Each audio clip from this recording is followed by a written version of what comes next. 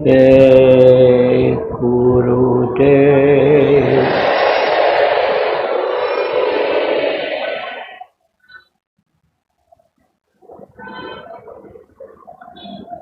सर्वसमर्थ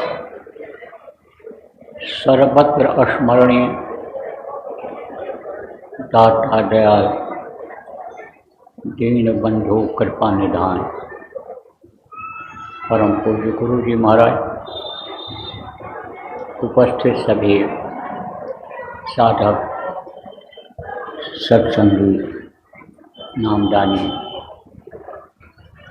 प्रबुद्ध नागरिक, धर्म प्रेमी, बच्चे एवं बच्चियों, गुरु महाराज की अपार दया मेहर हुई और आज 29 जून 2026 को प्रातःकाल की बेला में यहाँ कसौरा चौक बावल केवाड़ी के इस अपने आश्रम पर आप लोगों का दर्शन सत्संग के माध्यम से मिला।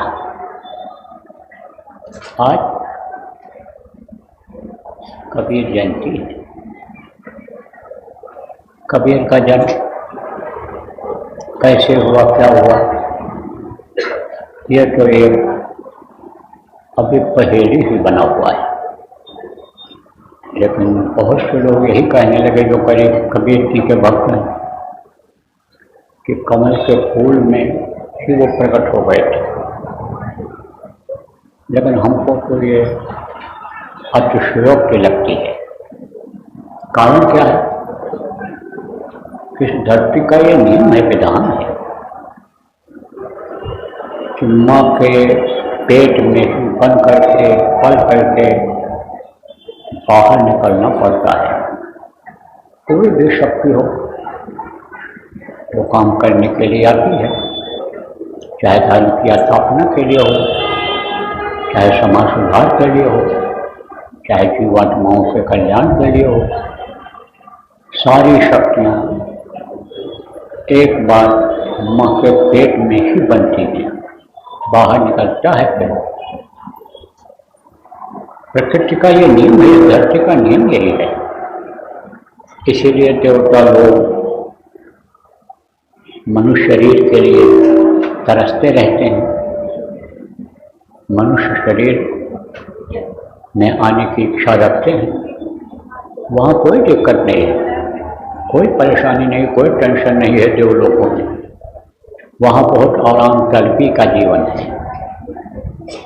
लेकिन सुखी वो नहीं है। क्यों? क्योंकि उनको फिक्र है। आदमी को बहुत सुख मिल जाए, किसी को महल में लटा दो, आप मोटा गड्ढा लगा दो, 50 कुंटल फूल से सजावट कर दो और एक पतले तागा से एक तलवार बांध करके और ऊपर लटका दो और करो भाई, बड़ा होशियार है ना, तागा कमजोर है, कहीं फूट न जाए, फिर जाए तलवार आपके ऊपर, नींद नहीं आएगी, हमेशा वही याद आता रहेगा। ऐसे ही सुख तो बहुत है वहाँ, लेकिन उनकी नींद आराम है, क्योंकि उनको मालूम है कि हमको मनुष्य शरीर में जाना है और गए बगैर हमारा उद्धार नहीं होगा, कल्याण नहीं होगा। हमारी सीमा है, बॉर्डर है, इस बॉर्डर पर हम जा नहीं सकते हैं और जा सकते हैं तो केवल नीचे की तरफ ही जा सकते हैं, ऊपरी लोकों में नहीं जा सकते हैं। और नीचे मनुष्य शरीर में जाने के बाद फिर जहाँ पर हम हैं वहाँ भी आ सकते हैं, ऊपरी लोकों में जा सकते हैं, क्योंकि वो रास्ता केवल मनुष्य शरीर में है। तब वो इस बात का फिक्र करते हैं और प्रार्थना इस बात का प्रभु से करते हैं कि हमारा पूरी जल्दी खत्म हो जाए। आपसे कहा जाए अपना पूरी खत्म करना चाहते हो, कोई हाँ नहीं करोगे। कहोगे पूरी किया था उसी के फल से तो हम खा रहे हैं, पहन रहे हैं, चल रहे हैं, लेकिन वो कहते हैं हमारे पूरे खत्म हो जाए। देखो, जो शरीर से पाप करता है वो कहाँ जाता है? मरने के बाद नरकों में जाता है, मारा जाता है, काटा जाता है, सड़ाया गलाया तपाया जाता है, 84 लाख योनियों में जाता है, पेड़ बनाकर खड़ा कर दिया जाता है, कीड़ा मकोड़ा के शरीर, आसमान में उड़ने वाले पक्षियों के शरीर, पानी में रहने वाले जानवरों के शरीर में बंद कर दिया जाता है जो पाप करता है। लेकिन जो पुण्य करता है वो कहाँ जाता है? स्वर्ग और वैकुंठ में जाता है। लेकिन पुण्य खत्म होता है, पाप भी खत्म होता है। पाप अगर न खत्म हो तो ये मनुष्य शरीर किसी को मिले ही नहीं, हर कोई नरक में ही पड़ा रहे, तो दोनों खत्म होते हैं। तब पूरी क्षीण मृत्युलोक है। पूरी जब क्षीण हो जाता है तो इसी मृत्युलोक में इसी दुनिया में पैदा होना पड़ता है। तो ये धरती का नियम है कि माँ के पेट में बंद करके ही बाहर निकलना होता है। और माँ के पेट में बच्चा कैसे बनता है? ऐसे छू मंत्र से नहीं बनता है कि कोई मंत्र मार दे, हाथ उठा करके ऐसे और कह दे कि बच्चा हो जाएगा, ऐसे नहीं होता है। पुरुष और स्त्री के संपर्क से होता है, रज और वीर्य उत्पन्न होता है। कैसे उत्पन्न होता है? सूर्य और चंद्रमा से। आपको जो पुराने सत्संगी हो, आपको कई बार सुनाया गया है, इनसे उत्पत्ति होती है। तो यह उत्पत्ति का एक सिस्टम है, लेकिन यह जरूर है कि उनका पालन पोषण कहाँ हुआ था? एक जुलाहे के यहाँ नीमा और नीरू ने उनका पालन पोषण किया था। आप ये समझो, उनको मिल गए थे। वो कैसे मिले, क्या है, बहुत सी बातें हैं, लेकिन वही लहरतारा तालाब के पास उनको वो मिल गए थे, तो ले गए, उनका पालन पोषण किया और वही काम सिखाया। कौन सा काम सिखाया?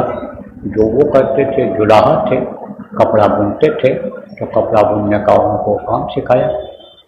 लेकिन कुछ लोगों का ये ख्याल है कि उन्होंने किसी को गुरु बनाया ही नहीं, लेकिन गुरु बिन भव निज तरह न कोई, और जो विरंच शंकर सम हुई।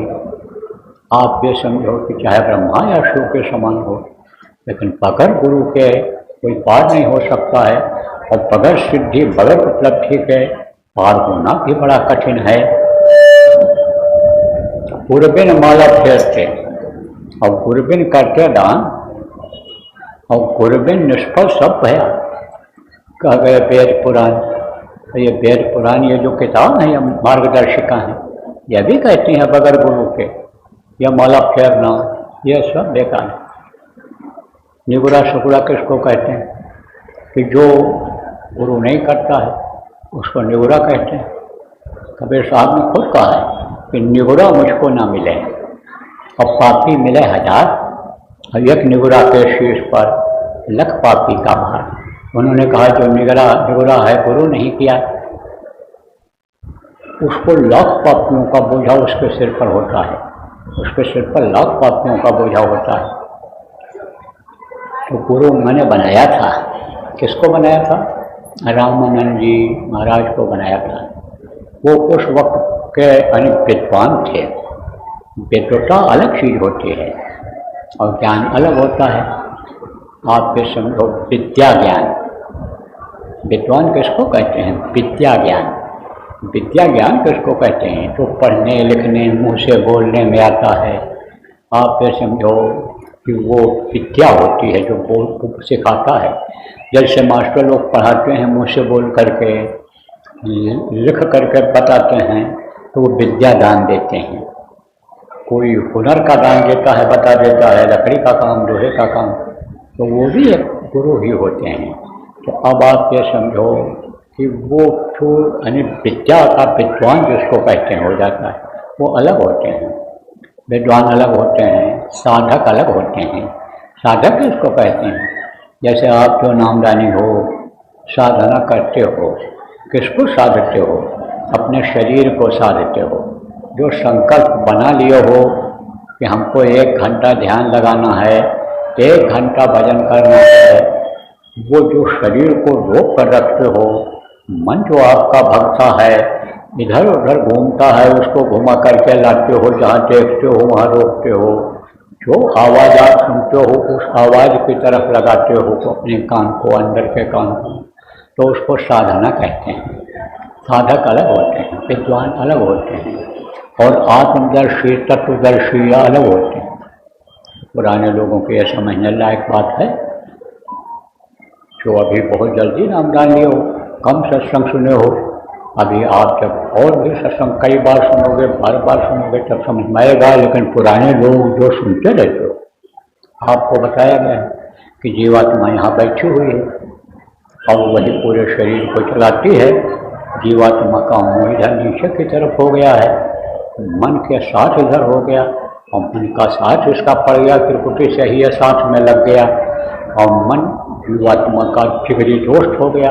तो मन जिधर जाता है जीवात्मा की भी ताकत उधर चली जाती है। लेकिन जब इधर से ध्यान को हटाते हैं, वाल्मीकि के लिए कहा गया कि उल्टा नाम जपत जग जाना, वाल्मीकि वै ब्रह्म समान। ये जो महात्माओं की लिखी हुई किताबें हैं, ये सबके समझ में नहीं आ सकती। जैसे कोई 16 दर्जा पढ़ करके किताब लिखे और 10 दर्जा ही पढ़ा हुआ आदमी उसको समझाने लगे, समझने लगे, कैसे समझ सकता है? उतनी योग्यता का आदमी होना चाहिए जिन्होंने लिखा है। तो बहुत से लोगों ने अर्थ लगा लिया कि मरा मरा मरा मरा मरा जपोगे तो राम राम मुँह से निकल जाएगा। तो मरा मरा मरा मरा उन्होंने जपा था, किसने? वाल्मीकि। कोई अर्थ लगा लिया कि उल्टा जीव रहा लट पाना, यानी आप ये समझो कि उलट जाओ। कैसे? उल्टा नाम जपत जग जाना, कैसे उलट जाओ? सिर के बल, जैसे लोग सिर शासन करते हैं, ये जो योगी होते हैं, ये शरीर को गलाते हैं, तपाते हैं, ये शरीर को कष्ट देते हैं। जो योगी होते हैं ये अपनी योग क्रिया में शरीर को ही कष्ट देते हैं पहले। तो लोगों ने अर्थ लगा लिया कि सिर के बल खड़े होकर के और फिर नाम को पुकारो, भगवान का नाम लो। लेकिन ये सब कुछ नहीं, उलट करके ना, ध्यान को दुनिया की तरफ से हटा करके। जैसे आप लोगों को बताया गया कि जब ध्यान के लिए बैठो, भजन के लिए बैठो, सुमिरन के लिए बैठो, तो अभी आपका मन कहाँ लगा हुआ है? खाने पीने सोने में लगा हुआ है, इधर उधर घूमने में लगा हुआ है, कमाने में लगा हुआ है, पुत्र परिवार धन दौलत के मोह में लगा हुआ है। तो 1 घंटे के लिए मन को उधर से हटाओ और किधर लगाओ? ऊपर की तरफ लगाओ, जिधर से आवाज़ आ रही है, जिधर से प्रकाश अन्य से उतर रहा है, उस प्रकाशमय नगरी में जाने के लिए ध्यान को ऊपर लगाओ। जब ऊपर ध्यान जाता है, कहाँ जाता है? उधर अपने लक्ष्य, अपने उद्देश्य, अपने जिस चीज़ को पाने का होता है, पाने के लिए मन उधर जाता है। तो अब आप ये समझो कि जब उधर मन चला जाता है और जीवात्मा मन का साथी है, यानी दोनों साथ में है, तो जीवात्मा जब ऊपर जाती है, यानी कहाँ से? ये पिंडी 10वां द्वार जिसको कहा गया, जहाँ जड़ और चेतन की गांठ बंधी हुई है। तो ये जो जड़ है, जड़ किसको कहते हैं? यह शरीर सच पूछो तो जड़ है, आत्मा ही इसको चेतन बनाए हुए है। आत्मा से ही ये अपने हुनर में है, अपनी ताकत में है, आत्मा के ताकत से ही ताकत में है। आत्मा जिसके देखो बलवान हो जाती है, उसके हाथ में शक्ति आ जाती है, हाथ रख देता है, कल्याण भला हो जाता है, नज़रों से दया की धार फेंक देता है, लोगों को फायदा हो जाता है। तो आत्मा की ताकत से ही इसमें ताकत है, शक्ति है इसमें। तो प्रकाश में नगरी में ये जीवात्मा चली जाती है। तो अब आपको समझने की ज़रूरत है प्रेमियों कि कबीर साहब की बात चल रही थी, तो उनके गुरु थे रामानंद जी। लेकिन कबीर साहब एक होनहार बच्चे के रूप में समय से भेजे गए थे। आप ये समझो होनहार बच्चा कैसा होता है कि जैसे राम भगवान थे, गोस्वामी जी महाराज ने लिखा ना कि गुरु ग्रह पढ़न गए रघुराई और अल्पकाल विद्या सब पाई। थोड़े समय में ही सारी विद्याओं का ज्ञान उन्होंने कर लिया था। कुछ बच्चे देखो ऐसे होते हैं जो बहुत तेज दिमाग के होते हैं, बहुत जल्दी तरक्की कर जाते हैं। मास्टर जी लोग भी कहते हैं भाई ये दूसरी दर्जा में तो है, लेकिन ये तीसरी दर्जा का सब जानता है, पढ़ लेता है, और तीसरे में ही क्यों न कर दिया जाए। तो एक साल में 2-2 दर्जा दे देते हैं। अमेरिका में एक सत्संगी हैं, उनके हमें रुका था गया था, तो उन्होंने एक बच्चे कराया, क्या ये मेरा बेटा है और ये बहुत तेज है, अब विज्ञान में इसने खोज किया है और इसको इनाम मिला है, और ये एक एक दर्जे को एक एक साल में 2-2 दर्जा ये पढ़ता चला। कम उम्र का 13-14 साल का लड़का, लेकिन आप 10वीं में टॉप कर गया वो 3 साल में, जबकि 5 साल में मैच्योर होते हैं बच्चों का, सही होता है, पढ़ने लायक होता है। तो अब आप ये समझो प्रेमियों कि दिमाग कुछ लोगों का तेज होता है। किसका तेज होता है? बाढ़ है पुत्र पिता के धर्म और खेती बाढ़ है अपने कर्म, ये कहावत है। तो माता पिता के अनुसार ही बच्चे जो है तरक्की करते हैं। तो जो माँ जब पेट में बच्चा आता है संयम नियम से रहती है, पूरे नियम का पालन करती है, संयम से रहती है, साधन भजन करती रहती, कुछ न कुछ पूजा पाठ करती रहती, भगवान का नाम लेती रहती है, उसके बच्चे अच्छे निकल जाते हैं। एक ही माँ बाप के 2 बेटा कहते हैं, एक ये बहुत काबिल है और दूसरा कहते हैं नालायक है, इसकी अकल बहुत मोटी है, उसका दिमाग बहुत तेज है। तो बुद्धि अलग अलग होती है। देखो तेल की बुद्धि, चमड़े की बुद्धि और रबर की बुद्धि। अब आपको समझा दें, कोई रबर है और रबर के अंदर आप तार डाल दो, सुई डाल दो, तो जब तक डाले रहोगे तब तक सुराख बना रहेगा, और निकाल लोगे तब बंद हो जाएगा। ऐसे किसी को कोई बात बताते रहो तो याद रहे, कह दोगे जाओ दूध ले आओ ले आएगा, सब्जी ले आओ ले आएगा, या बर्तन धो दो धो देगा, या झाड़ू लगा दो लगा देगा, लेकिन और आगे अकल नहीं लगा पाएगा कि बिस्तर के ऊपर धूलगढ़ मिट्टी पड़ा है तो वो भी झाड़ छोड़ करके बिछा दे, जो कहते जाओ तो वही करे। एक ऐसा होता है रबर की बुद्धि होती है, जितना यानी एक ऐसी होती चमड़े की बुद्धि होती, जितना सुराख बना दो उतने बना रहेगा, जो बात बताओगे वही करेगा। एक दिन कह दो रोज चले जाया करो दूध ले आया करो, रोज चले जाया करो सब्जी ले आया करो, कह दो कि रोज झाड़ू लगाओ, रोज जाला छुड़ाओ, रोज कपड़ा को साफ करो, यानी सफाई रखो, तो वो रोज करेगा।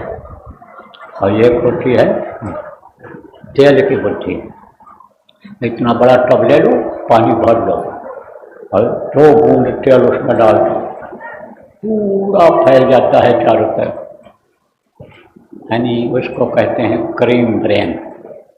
एक सेठ जी का नौकर था, कहा एक दिन बोला सेठ जी से, मैं बहुत सेवा करता हूँ, आपकी हर सेवा करता हूँ, और हमको आप तनख्वाह 10 रुपया देते हो, और यह मुनि कुछ नहीं करता, खाली कलम डोलाता रहता है, और इसको आप 25 रुपया देते हो, अन्याय हमारे साथ क्यों कर रहे हो सेठ जी?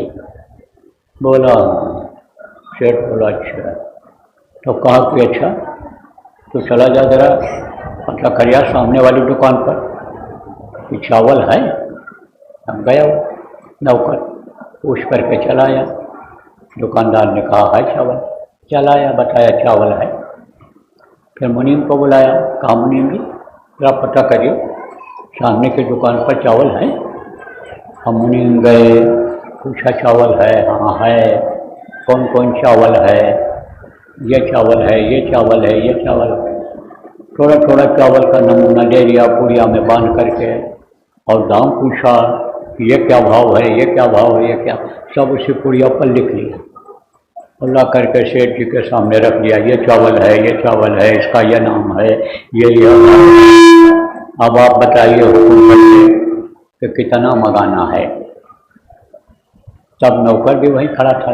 तो सेठ जी ने कहा, देख 4 बार 6 बार तुझको जाना पड़ता और तू मुझे परेशान बार बार करता कि जाओ रेट पूछ आओ, चावल की किस्म पता करके आओ।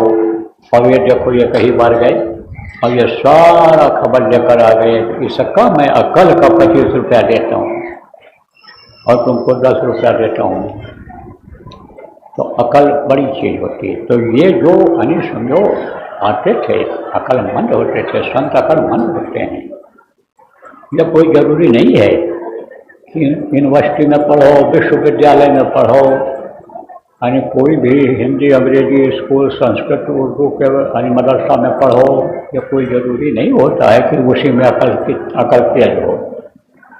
ये प्रकृति प्रदत्त चीज़ होती है। प्रकृति प्रदत्त किसको कहते हैं? नेचुरल, जिसको इंग्लिश में बोलते हो आप। नेचुरल ये आदमी के अंदर अपने आप आता है, लेकिन उसकी बुद्धि कब तेज होती है कि जब वो नियम का पालन करता है। कौन सा नियम? जो प्रकृति ने नियम बनाया है। प्रकृति ने जो चीज़ें उसके खाने पीने और भोग के लिए बनाया है, वही जब करता है तब उसकी बुद्धि ठीक रहती है, प्रखर रहती है।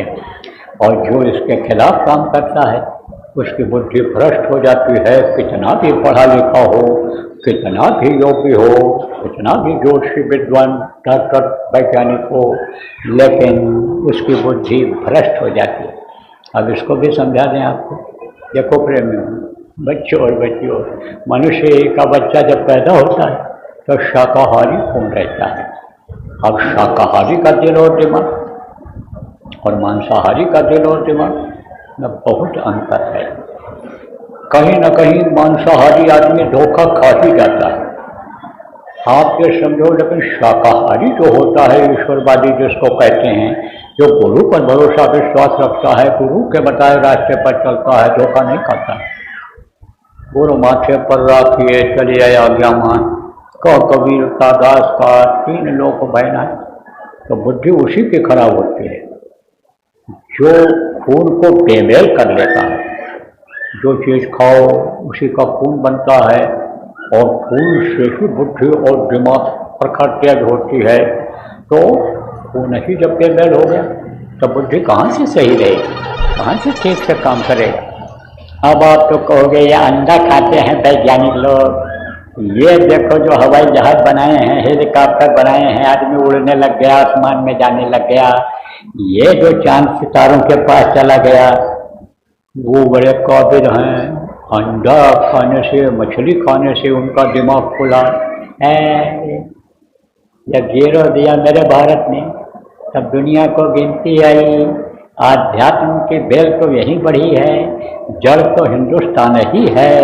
किसका? अध्यात्म का, जिसको कहते हैं आप, जड़ तो यही है। और सोचो कि वो भी अंडा खाते थे। कौन? अरे जो उड़कर चले गए थे हनुमान जी, फल फूल खाते थे। प्रकृति ने जो बना के दिया है आदमी के लिए उसको खाते थे, कंदमूल खाते थे। आप ये समझो कि पत्तियां खाते थे। पेड़ों की पत्तियों में इतनी शक्ति है, ताकत है कि अच्छे अच्छे लोगों का दिल दिमाग सही ये कर देती है। आप ये समझो कि ये पत्तियां और ये फल ही अगर आदमी खाता रहे तो कैसा भी मर्ज हो वो ठीक हो जाता है। देखो जहाँ का दूषित वातावरण है, दूषित किसको कहते हैं?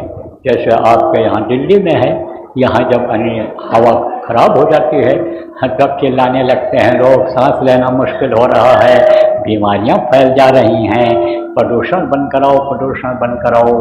तब किसको बढ़ावा मिलता है इन गंदी चीज़ों से? किसको मिलता है? मर्ज को मिलता है। मरीज बढ़ते चले जाते हैं, लेकिन कोई मरीज ही हो गया खाने पीने की बदपरहेजी से या मौसम के बदलाव से। तो जो पहाड़ी है, हिमाचल प्रदेश है, आपका उत्तराखंड है, जहाँ जहाँ ये पहाड़ी है, वहाँ जब चले जाते हैं तो बगैर दवा के ठीक हो जाते हैं। मामूली जड़ी बूटी कुछ वहाँ लोग बता देते हैं, वही खाते रहते हैं, अच्छी आबो हवा में रहते हैं, स्वस्थ हो जाते हैं। तो जो नियम का पालन करता है वो स्वस्थ रहता है, उसका दिल दिमाग बुद्धि तेज रहती है। तो कबीर साहब का दिल दिमाग बुद्धि तेज थी। प्रखर बुद्धि थी। थोड़ा सा भी कहीं कुछ मिल गया तो आप समझो कि सोचते नहीं हो। और जो दार्शनिक होते हैं, दार्शनिक किसको कहते हैं कि जो शोध करके कोई चीज़ निकाल करके लाते हैं, वो समझो आपके हमेशा सोचते रहते हैं। एक लक्ष्य, एक उद्देश्य उनका होता है। जैसे मान लो आपके बीच में कुछ साधक भी हैं, इक्का दुक्का बैठे हैं, तो साधक लोग क्या निशाना बनाते हैं कि हमारी साधना में तरक्की हो जाए, कैसे तरक्की हो जाए, किससे हम उपाय जान लें, कौन सा कर्म हमारे ऊपर आ गया, इन कर्मों को हम कैसे काटें, या कर्म हमारे कैसे भी कर जाएं कि हम ऊपरी लोकों में आने जाने लग जाएं, देवी देवताओं का दर्शन करने लग जाएं, स्वर्ग वैकुंठ में घूमने लग जाएं। ये फिक्र रहती है, फिक्र थी इनको। किस बात की फिक्र थी? जैसे ये हमारे गुरु महाराज, ये जिनकी तस्वीर लगी हुई है, ये इनको फिक्र थी। किस बात की फिक्र थी? इस बात की फिक्र थी कि हमको इसी मनुष्य शरीर में भगवान का दर्शन करना है, भगवान को पाना है हमको इसी मनुष्य शरीर में। कितना मेहनत किया गुरु महाराज, बहुत मेहनत किया अपने समय पर। उतना मेहनत तो हम आप कर ही नहीं सकते हैं। इतना मेहनत गुरु महाराज ने किया भगवान को पाने के लिए। इतना आसान उन्होंने कर दिया अपने लोगों को कि ले लो, लुट रहा माल, लुट रहा है। नाम का हीरा मोती मैं बिखराऊं गली गली। आप समझो अमल लोग का हीरा मोती मैं बिखराऊं गली गली। ले लो तुम, लूट सके सो लूट ले बंदा, शोर मचाऊं गली गली। तो उन्होंने तो शोर मचा दिया कि लूट लो, लूट लो, लुटा दिया उन्होंने। लाख लाख 2-2 लाख लोगों के बीच में नाम को फेंक दिया कि ये नाम तुम्हारे, ये नाम धन तुम्हारे यहाँ भी काम आएगा और मरने के बाद भी काम आएगा, आखिरी वक्त पर ये तुम्हारा साथ देगा। तो अब आप समझो प्रेमियों, बच्चों और बच्चियों, कि कबीर साहब ने गुरु बनाया, लेकिन उसके पहले उनको आत्मज्ञान हो गया था। कोशिश में इस बात पे थे, लेकिन संभाल करने वाले की जरूरत पड़ती है। संभाल अगर कोई नहीं करेगा तो जान लेने से नहीं होता है। किताबों में भी बहुत सी चीज़ें लिखी रहती हैं, लेकिन उससे कर्म नहीं करते हैं। उससे जो है आपके समझ लो कि अनुभव में, प्रैक्टिकल में चीज़ नहीं आती है। प्रैक्टिकल करना पड़ता है और प्रैक्टिकल कराने वाला चाहिए उसके लिए। उसके लिए गुरु बनाना पड़ता है। बिन गुरु हुए न ज्ञान। लोग कहते हम किताब पढ़ करके और मुक्ति मोक्ष ले लेंगे, चले जाएंगे, गुरु के धाम पहुंच जाएंगे, अमर लोक अचल लोक पहुंच जाएंगे, हम सचखंड पहुंच जाएंगे, सतलोक पहुंच जाएंगे। ये कैसे हो सकता है? किताब पढ़ करके तो कोई आज तक गया ही नहीं। देखो प्रेमियों, ये जो वज्र के बाद जिसको कहते हैं अंदर में लगी, उसको कौन खोलेगा? ये किताबें खोल पाएंगी? उनमें कोई ताकत है? वो गुरु की दया से ही खोलता है। जब समर्थ गुरु मिल जाते हैं तभी वो खोलता है। ये कल आपको बताया था सत्संग में, ये जगत जाल, काल का जाल, महाकाल का जाल। हाँ, फिर हंसियस माया का, हंसियस माया जाल बिछाया, निक्सन की कोई राह न पाया। आप फिर समझो कि यानी महाकाल ने रचिया जाल, नीलम कुंड रतन लनपाल। ये सब तो लिखे हैं, तो संत लोग लिखकर चले गए हैं, ये गलत थोड़ा हो सकता है। तो उन्होंने गुरु बनाया मर्यादा रखने के लिए भी। मर्यादा न खत्म हो जाए, गुरु का स्थान न खत्म हो जाए। किसको गुरु बनाया था? रामानंद जी महाराज को। रामानंद जी महाराज के यहाँ लोग उनको जाने नहीं देते थे। कहते थे ये जुलाहा है और यहाँ पर आएगा तो यह जगह अपवित्र हो जाए। उन लोगों को क्या पता कि जाति ने पूछियो संत की और पूछ लीजिए ज्ञान, अब मोल करो तलवार की, पड़ी रहन दो म्यान। जिसके अंदर ज्ञान है उस ज्ञान को ले लो। तुमसे ये क्या मतलब है कहाँ जन्म लिया, कहाँ पला, कहाँ क्या किया, लेकिन इसको नहीं करते। हमको आप ये बताओ कि धूप में आप कहीं जा रहे हो और छाया है, तब आप ये देखोगे कि बबूल का पेड़ है कि नीम का पेड़ है कि बरगद का पेड़ है, किस चीज़ का पेड़ है? देख करके छाया लोगे कि जहाँ छाया मिल जाएगी वहीं खड़े होकर के छाया ले लोगे? ऐसे ही। लेकिन उन लोगों ने सोचा, जबकि कबीर साहब ने कहा कोई उनको हिंदू कहता था, कोई मुसलमान कहते थे। उन्होंने इसका जवाब दिया, किसी ने कहा आप हिंदू हैं कि मुसलमान? तब कहा हिंदू मुझको ना कहो, हिंदू मुझको ना कहो और मुसलमान भी ना है। और 5 तत्व का पूतला, 5 तत्व कौन कौन है? जल, पृथ्वी, अग्नि, ये क्या पुतला है?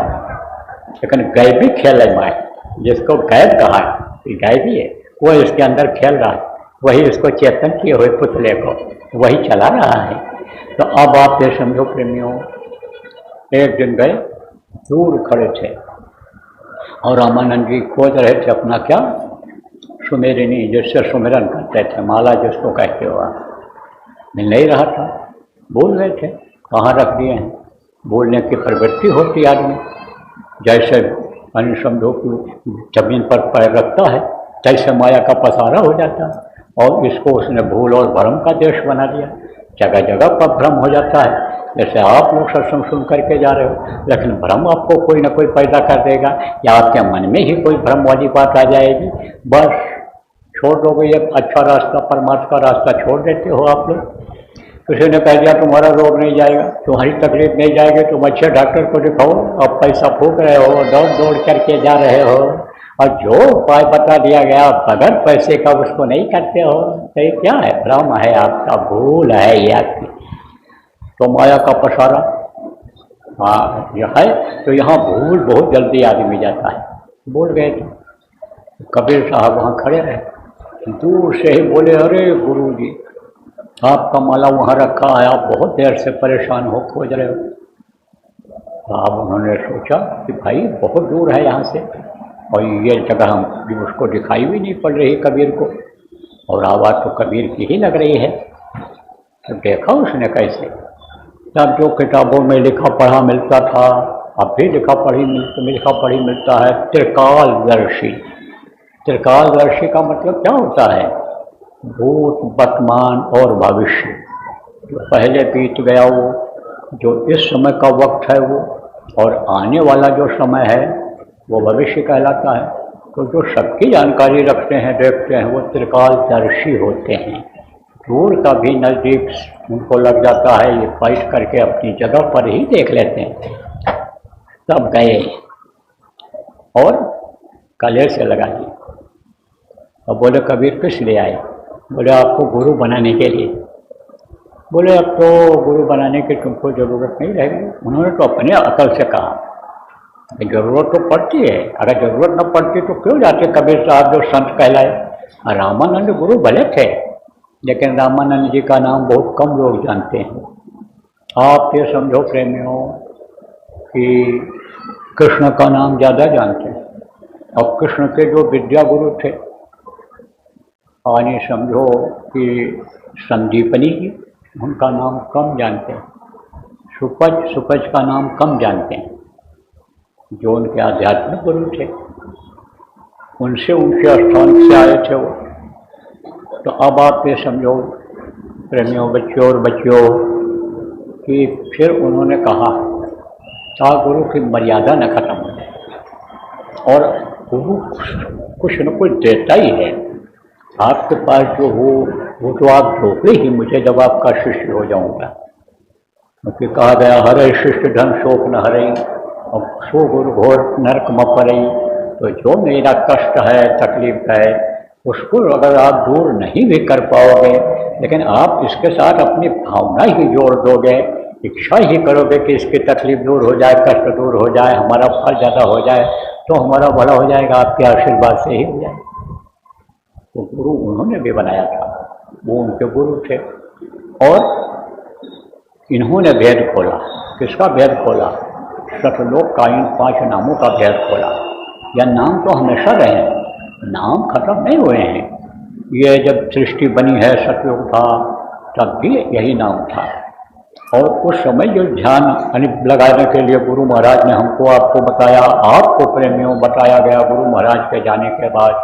इसी तरह से ध्यान सतयुग में भी लोग लगाते थे, लेकिन सतयुग में कर्म नहीं थे। जब ये दुनिया संसार बना था, तो आँखों के सामने, तीसरी आँख के सामने कोई कर्म नहीं था, पर्दा नहीं था।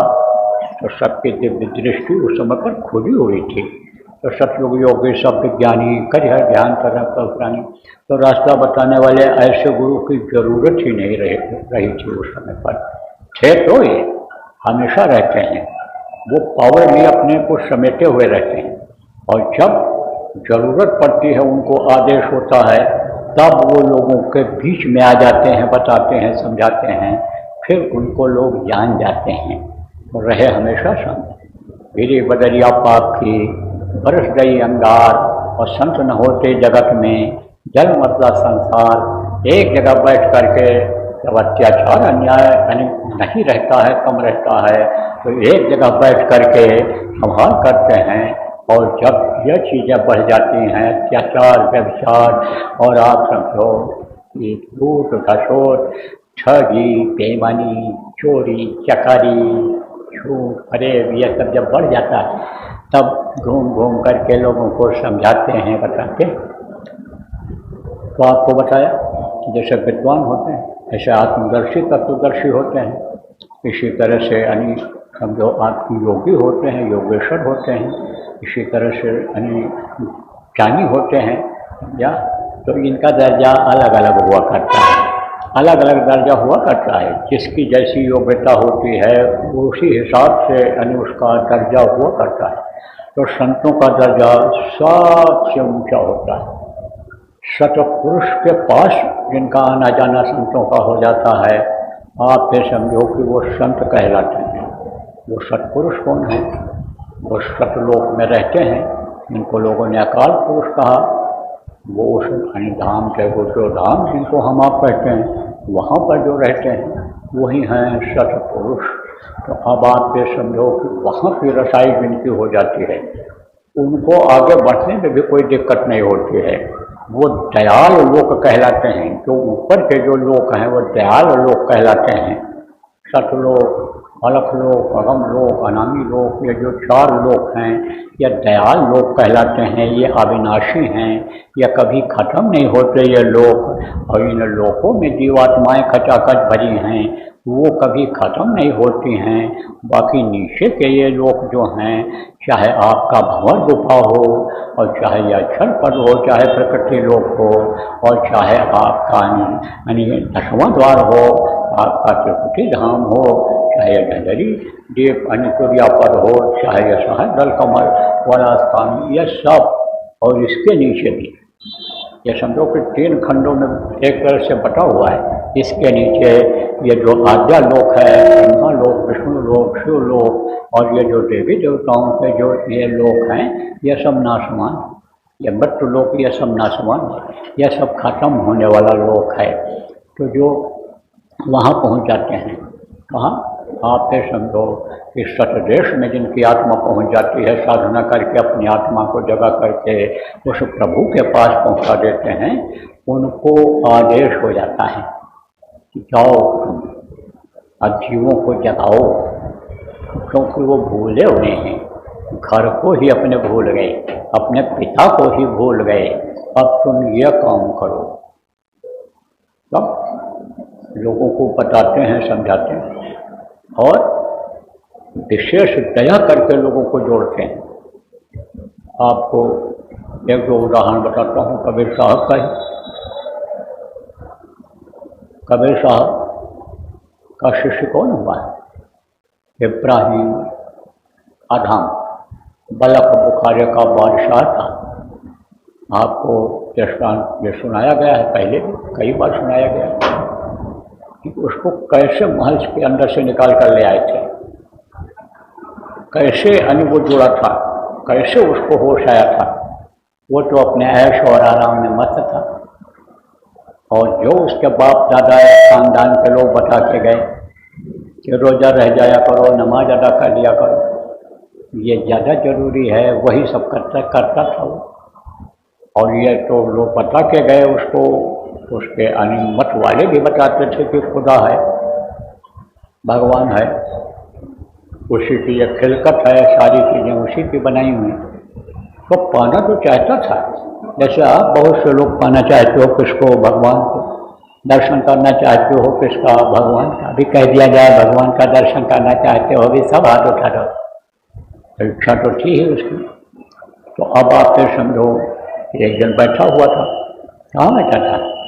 अपने राजगद्दी पर हंसी खुशी का माहौल बन रहा था। तब तक ये वेश बदल करके पहुंच गए कबीर साहब। ओ लंबे तड़ंगे और भारी भरकम शरीर बना लिया। कहोगे कैसे बना लिया होगा? ऐसे जैसे हनुमान जी ने बना लिया था, छोटा बन करके उड़ करके मसक समान रूप पर धरी, छोटा बन करके उड़ करके चले गए। कब? कि जब संजीवनी बूटी लानी थी, लक्ष्मण को शक्ति बाण लगा था, और जब पहाड़ उठा कर लाना हुआ तो भारी भरकम शरीर बनाए। ऐसे अल्मा गरिमा महिमा लगमा पराक्रमी, यह सब सर्व समर्थ, ये सब शक्तियाँ हो जाती हैं। जहाँ चाहो पहुँच जाओ, जहाँ चाहो जो शक्ति यानी आप अपने अंदर ले आओ, इच्छा करो वो चीज़ हाजिर हो जाए। यह सब 8 सिद्ध 9 निधि है, 8 तरह की सिद्धियाँ हैं। तो वो पहुँच गए और कहा इस सराय में कौन रहता है? लोगों ने कहा सराय? ये सराय नहीं है, यह तो शाही महल है, बादशाह का महल है। आप गलत जगह पर आ गए हो। फिर डांट लगाया, कहा मैं जो पूछूं वो बताओ, ये सराय में रहता कौन है? तब बादशाह ने कहा मैं रहता हूँ। ये सराय नहीं, ये मेरा महल है। मेरे पिताजी ने इसको बनवाया था, बल्कि हमारे दादाजी ने कुछ हिस्सा इसका बनवाया था, वो भी यहीं रहते थे इसे। तब कहा कि पूछा कबीर साहब ने, ये बता बादशाह तू कि अभी तू रहता है, पहले तेरे पिताजी रहते थे, तेरे दादाजी पापा जी जिसको तू कहता है वो रहते थे, और वो रहते रहते चले गए, तो तू इसमें कैसे रहेगा? कब तक रहेगा?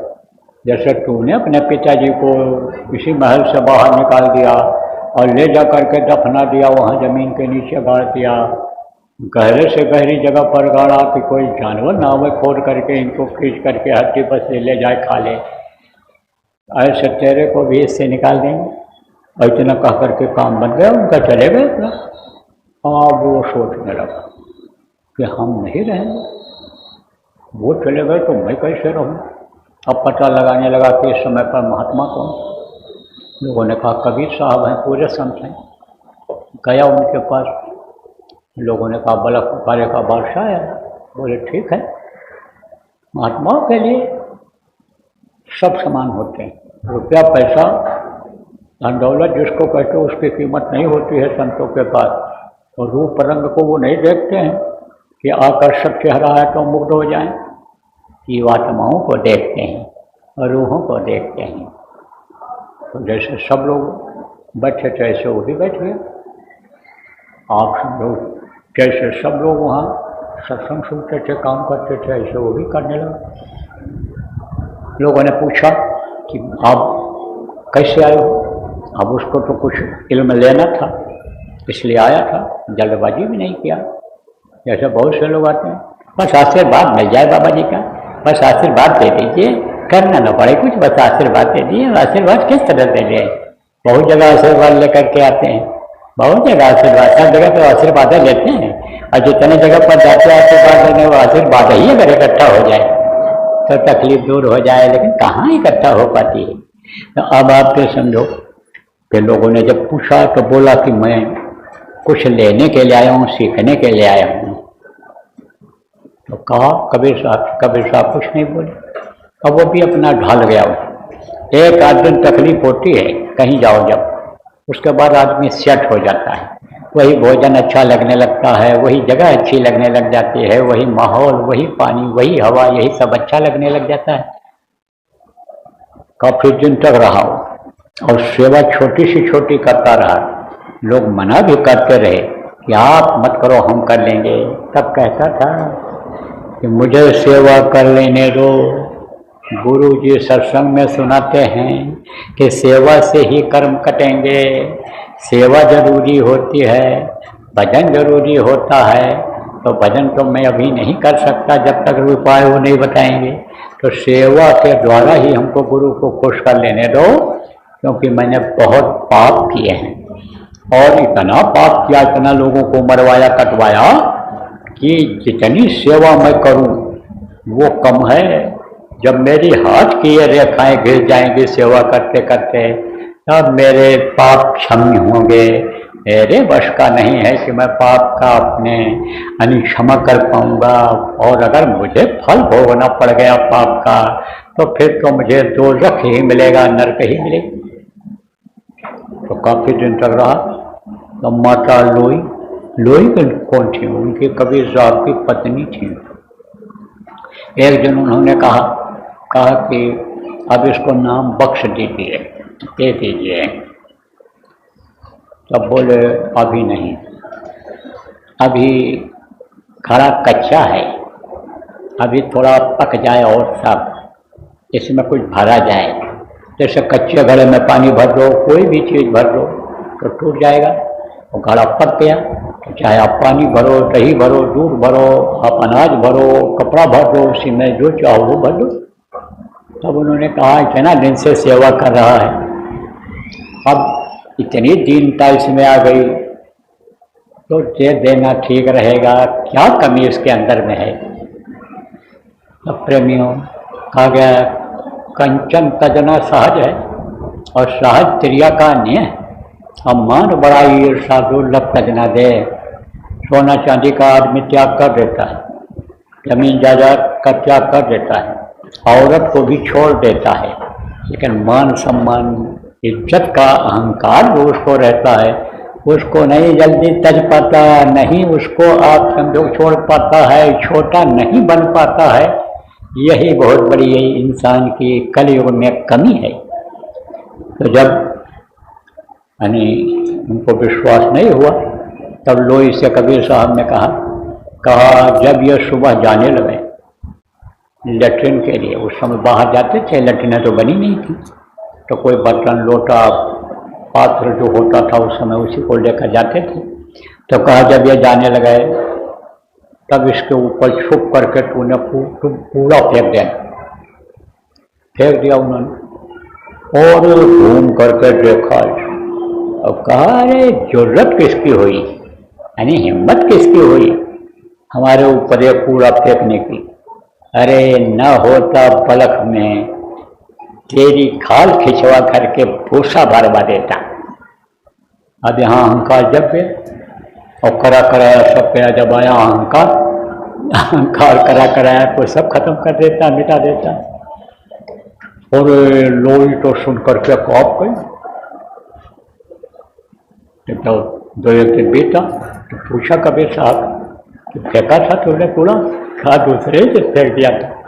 तब क्या बोला? तो वही चीज़ दोहरा दिया। तब मुस्कराए, बोले अब बोल, तो बात जोड़ दिया उसने। कुछ दिन जब बीत गया और निर्मलता आ गई, क्योंकि निर्मल मन जन सो मोह पावे, मोह छपट कपल छिद्र छिद्र न भावे। उस प्रभु को क्या पसंद है? निर्मलता पसंद है, अंदर की सफाई पसंद है। छल कपट झूठ फरेब दंड फन बेईमानी ये पसंद नहीं है उसको। तो निर्मलता जब आ गई, अंतःकरण साफ हो गया, मन साफ हो गया और बुद्धि सही काम करने लग गई सेवा और सत्संग सुनने से। तब कबीर साहब ने कहा अब मैं सोच रहा हूँ। लोई बैठी थी वहीं, सेवा में रहती थी 24 घंटे। आज की तरह से थोड़ा था एक है धर्म एक बतनेमा, और काम छोड़ कर चलो सनेमा। निकल जाती हैं चड्ढी बनियान पहन करके जो आती हैं बहू या लड़कियां, हो जो साथ गलत हो जाता है, काम छोड़ कर निकल जाती हैं।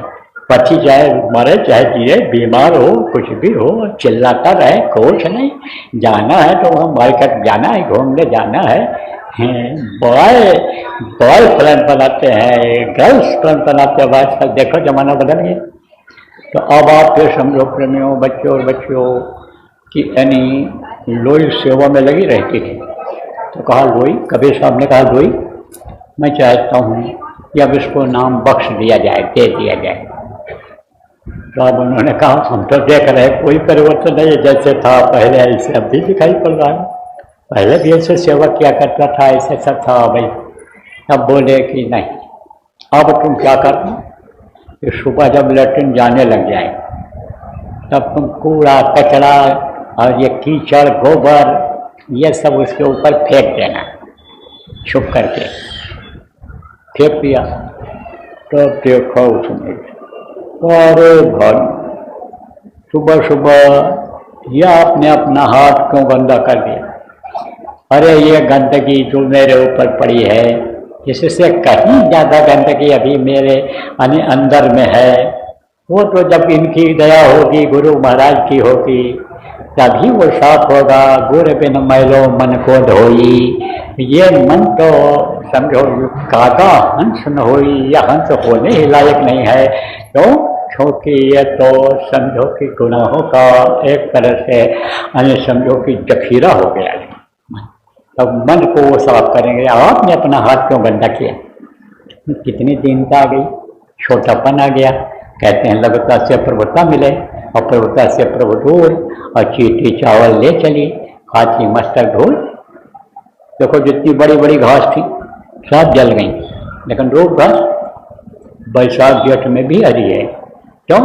छोटी है, सबके पैरों के नीचे रहती है, इसलिए वो हरी है। तो छोटा बनकर गाढ़ा पानी से भरा हुआ हो और ढकी हो कटोरी, ऊपर से कटोरी रख दो, खाली कटोरी घड़े को ढक दो, और कटोरी का है कि हमको पानी दे दो घड़ा, तो घड़ा पानी देगा?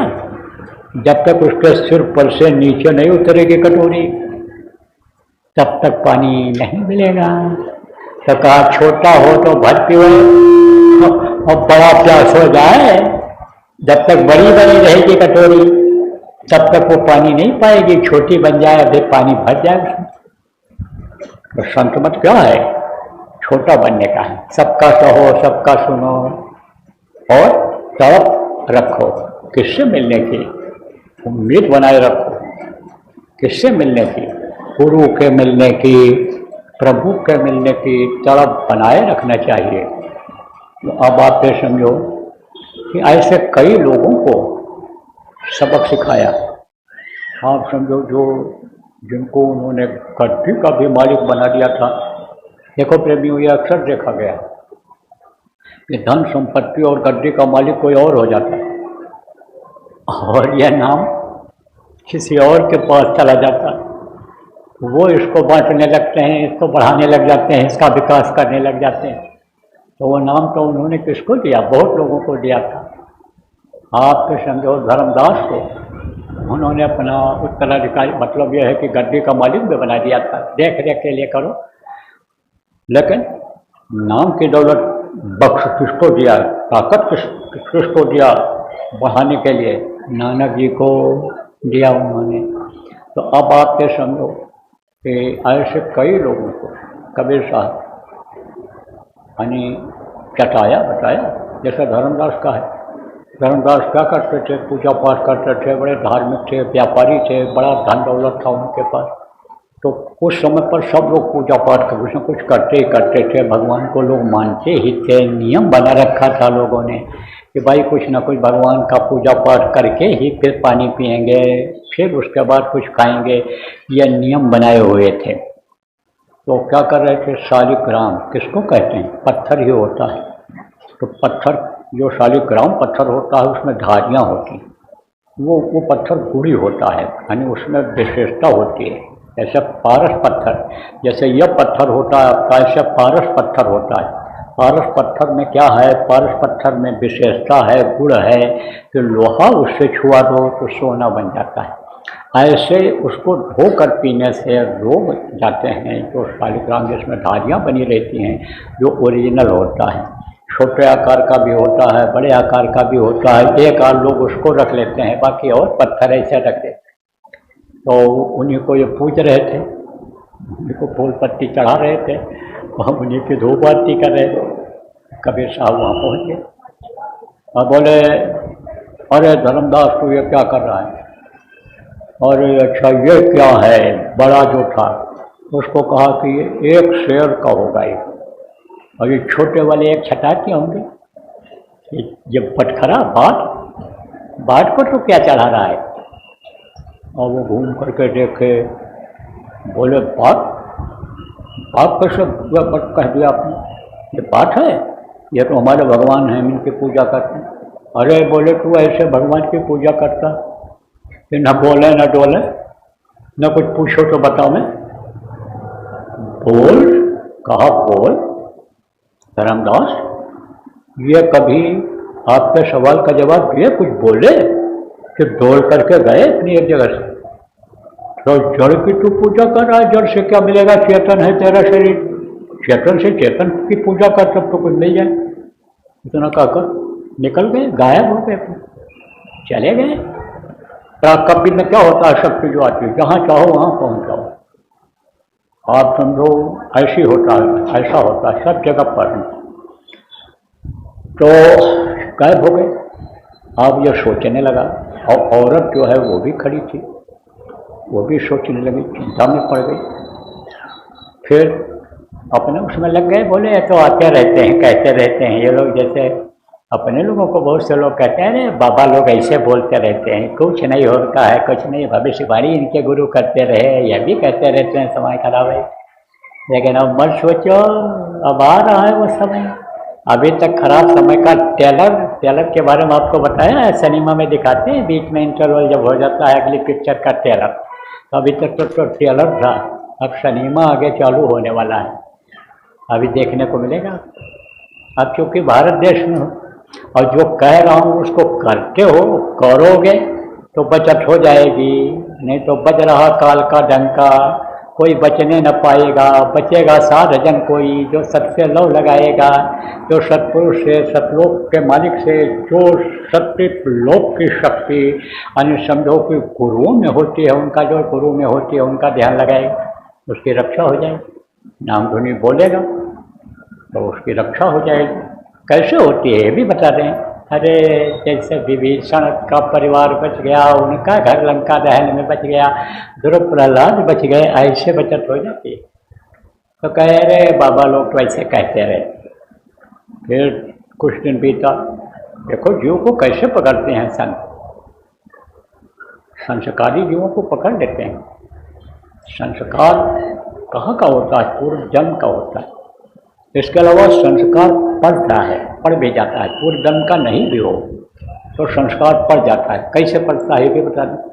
जैसे साथ पड़ जाता है, साथ का संस्कार ही मनुष्य शरीर में पड़ जाता है। ऐसे वो जो 16 सूत्र हैं उनमें से आप समझो कि जो योगजीत हैं उनका जिस पर प्रकाश पड़ जाता है, इधर जैसे चलती रहती है और उनकी दृष्टि पड़ गई नीचे की तरफ, तो जिसके ऊपर पड़ गई उस पर भी संस्कार पड़ जाता है। 16 सूत्रों में से उनके वह संस्कार पड़ जाता है, तो संस्कार तो था ही उसका। फिर पहुँचे तो क्या कर रहा था वो, क्या कर रहे थे वो धर्मदास?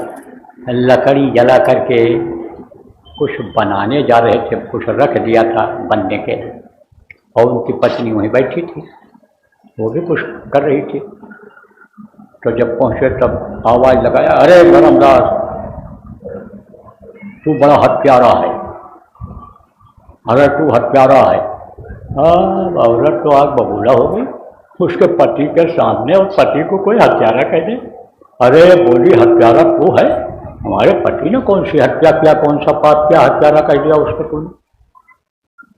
अरे धर्मदास फिर कहा, देख नहीं रहे, सामने कोई दिखाई नहीं पड़ रहा है, लेकिन बाहर से आवाज लगा रहे हैं, अरे धर्मदास तुझको मालूम नहीं है कि तूने कितने जीवों की हत्या कर दिया? निकाल लकड़ी चूल्हे में से, अब फाड़ करके देख। जब उसको फाड़ा लकड़ी को तो तमाम कीड़े जले हुए मिले, कुछ ऐसे जले रहे, अब कुछ ऐसे रेंगते हुए दिखाई पड़े। और इतना कह करके और पर निकल गए अपना काम बना करके। अब जो है धर्मदास सोचने लगे, देखा उन्होंने आकर के जा रहे थे ऐसे, तो वही साधु जो आए थे कहे थे कि एक शेर का बाँट है, ये छटाक के बाँट है, तो वही साधु दिखाई पड़े, साधु वेश में गए दिखाई पड़े वही। तो कहा रे भाई हमको तो इनसे कुछ जानना चाहिए था, ये तो पहुँचे हुए लगते हैं, ये धोखेबाज नहीं होंगे। और उस समय पर ज़्यादातर लोग धोखेबाज होते भी नहीं थे। अब आजकल तो मूल मुड़ाए भय सन्यासी। आप फिर समझो नारी मुई और घर सत्यानाशी। औरत नहीं रह गई, बच्चे नहीं है, औरत भी मर गई, सब कुछ बेच बाज के अपना खा पी लिया, दारू पी लिया, गांजा पी लिया, सब उड़ा दिया, बढ़िया मिठाई मिठाई बढ़िया चीज़ खाने पीने। सब कहते हैं अब सिर मुड़वाओ, कपड़ा बदलो और चलो, बढ़िया बढ़िया खाने को मिलेगा, आदर सम्मान होगा। आप फिर समझो कहते हैं ना मूल मुड़ाए 3 गुण, और सिर की मिटे खाज और पकी पकाई रोटी मिले लोग कहें महाराज। महाराज बन जाते हैं। पहले महाराज ऐसे नहीं बनते थे। किनारे मेरे घर सत्यानाशी और बाल बढ़ाए बन भयो सन्यासी। ऐसे सन्यासी नहीं होते, दाढ़ी बाल बढ़ा लिया, कपड़ा बदल लिया, सन्यासी हो गए। तब उन्होंने कहा अपनी पत्नी से कि तूने उनको नाराज कर दिया है, तूने नाराज कर दिया, नहीं तो हम उनसे कुछ लेता सीखता। सीखते मैं सीखता हूँ। तो उसने सोचा भाई लांछन मुझे लग जा रहा है। पत्नी ने कहा देखो हम आपको उपाय बताते हैं, आपके पास तो कोई चीज़ की कमी है नहीं, आप यज्ञ करो और साधुओं को बुलाओ तो उसी में वो भी आ जाएंगे। यज्ञ किया उन्होंने काशी में, सब बहुत साधु आए, कबीर साहब नहीं आए। वो साधु जिनको उन्होंने देखा था वो नहीं दिखाई पड़े। फिर उसने औरत ने कहा दूसरा यज्ञ करो। बोले क्या बताएं, आए नहीं, इतना बड़ा यज्ञ किया, इतना पैसा खर्चा। अरे बोली जहाँ गुण रहेगा चीते आ ही जाएंगे, आज नहीं तो कल आ जाएंगे, आप यज्ञ करो। फिर यज्ञ किया, उसमें भी काफ़ी पैसा खर्चा किया, ढिंढोरा पिटवाया, यज्ञ है, भोज है, साधु लोगों को निमंत्रण दिया, उसमें भी नहीं आए। कई यज्ञ लगातार किए, सारा पैसा खत्म हो गया यज्ञ करने में। लेकिन वो बातवा नहीं, कहते हैं ना शीश दिए जो गुर मिले तो भी सस्ता जान, यह तन विष की बेलरी गुर अमृत की खान। तो अब आप ये समझो कि नहीं मिले, तब निराश हो गया। कौन? धर्मदास निराश हो गया। बोले अब क्या घर लौट कर जाएं, अब क्या मुँह दिखाएं, कुछ नहीं रहा, न दीन मिला न दुनिया में, कहीं के नहीं रहे, कहीं के नहीं रहे। आप फिर समझो कुछ नहीं रहा मेरे पास, तो अब चलो गंगा में कूद करके मर जाएंगे। फिर सोचा उन्होंने कि यहाँ अगर डूबने लगेंगे, कूदेंगे तो ये मल्लाह लोग और जो लोग यहाँ नहा रहे हैं ये अभी निकाल लेंगे हमको, जिंदा बच जाएंगे। ऐसी जगह चलें जहाँ एकदम निर्जन जगह हो, कोई न हो, वहाँ कूदें, वहाँ मरें। चले गए किनारे किनारे से दूर। अब यही सोचने लगे कहाँ कूदें। तब तक कबीर साहब बैठे दिखाई पड़ गए।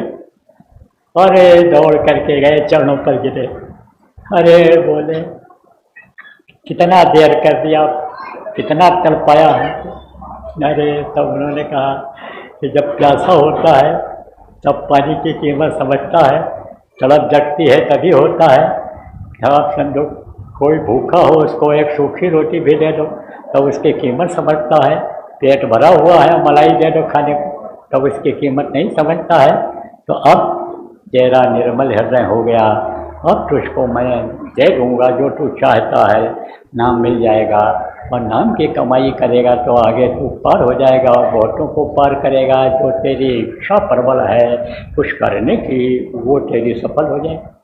तो बहुत तरह से समझा, यानी जीवों को उन्होंने पकड़ा और जीवों को पकड़ा और जब तक रहे तब तक संभाल करते रहे। बहुत से लोगों को उन्होंने समझा करके मोड़ा। आप ये समझो उस समय पर बहुत ज़्यादा कुरीतियाँ थी, कुरीतियों को दूर किया। एक दूसरे के खून के प्यासे थे, उस प्यास को उन्होंने ख़त्म किया। हिंदू मुसलमान एक दूसरे के खून के प्यासे थे, उन्होंने दोनों को समझाया। कहा अरे इन दो राह न पाई, हिंदू अपन करे हिंदुआई गागर छुअन न देई, वैश्या कह रहे पायन लोटई देखो हिंदुआई, अरे इन दो राह पाई। मुसलमान के पीरो लिया मुर्गी मुर्गा खाई, खाला केरी बेटी ब्याह घर में करें सगाई, अरे इन दो राह पाई। कहा इनका राह नहीं मिल रहा है, कहा चलती को गाड़ी कहें और बना दूध को खोया और रंगी को नारंगी कहें। देख कबीरा रोया, कहा जो गाड़ी है चलती है उसको कहते हैं गाड़ी है, कड़ी हुई है, और बन जो दूध बढ़िया बन जाता है उसको कहते हैं खोया है, खोया है, और जो रंगीन होता है उसको कहते हैं नारंगी है। तो हम क्या करें, सांच कहे तो मारन धावे और झूठे जगपति आना संतोष जा। अरे उन्होंने कहा कि सच बोलो तो लोग मारने दौड़ते हैं। क्यों? क्योंकि सच और जो झूठ है उसमें बहुत अंतर होता है। ये दुनिया क्या है, ये झूठी है, झूठी चीज़ काम नहीं आती है। आप सब जो सच है वो हमेशा सच रहता है। तो सच कौन है? वो सत्य है, प्रभु है, इसको आप भूल चुके हो प्रेमियों। और जो नासवान है, खत्म होने वाला है, जो झूठा है, सपनवत है ये संसार, आप फिर समझो उसको सच समझ रहे हो, उसी में आप घूम रहे हो, उसी को चाहते हो।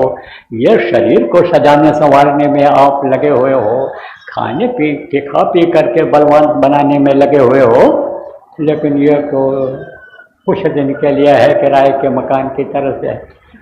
सत्य को उन्होंने कहा और सत्य को देखा, कहा गगन बीच अमृत का कुआं, धरे सदा सुखकारी रे, पंग पुरुष चढ़े बिन सीढ़ी पीवे भर। तब कहते हैं गगन के बीच में कुआं होगा, आसमान में कुआं कहाँ से होगा, उल्टा कुआं गगन में, और ताने चले चिराग। हाँ कहा उन्होंने। तो जो आप पे समझो उन्होंने देखा वो उन्होंने कहा।